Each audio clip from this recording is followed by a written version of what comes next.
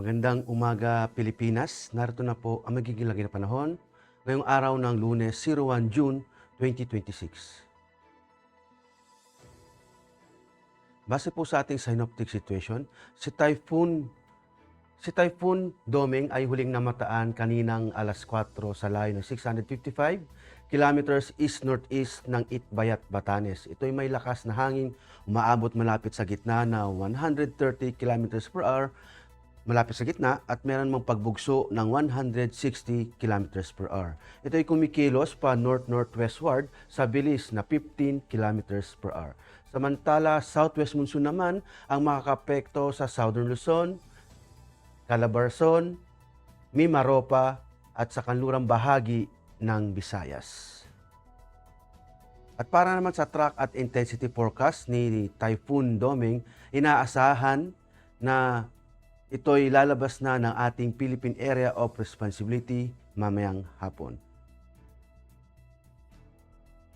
At para sa magiging general area forecast, dulot nga ng southwest monsoon ang Central Luzon, Metro Manila, Southern Luzon, Bicol Region, Mimaropa, Calabarzon, at sa may kanlurang bahagi ng Visayas ay makakaranas ng maulap na kalangitan na may kalat-kalat na pag-ulan, pagkidlat at pagkulog.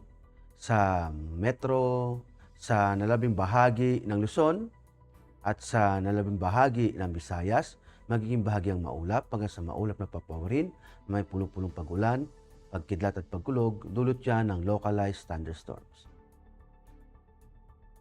Sa Mindanao, localized thunderstorms ang makakapekto dito kaya maging bahagyang maulap hanggang sa maulap na papawirin na may pulong-pulong pag-ulan, pagkidlat at pagkulog.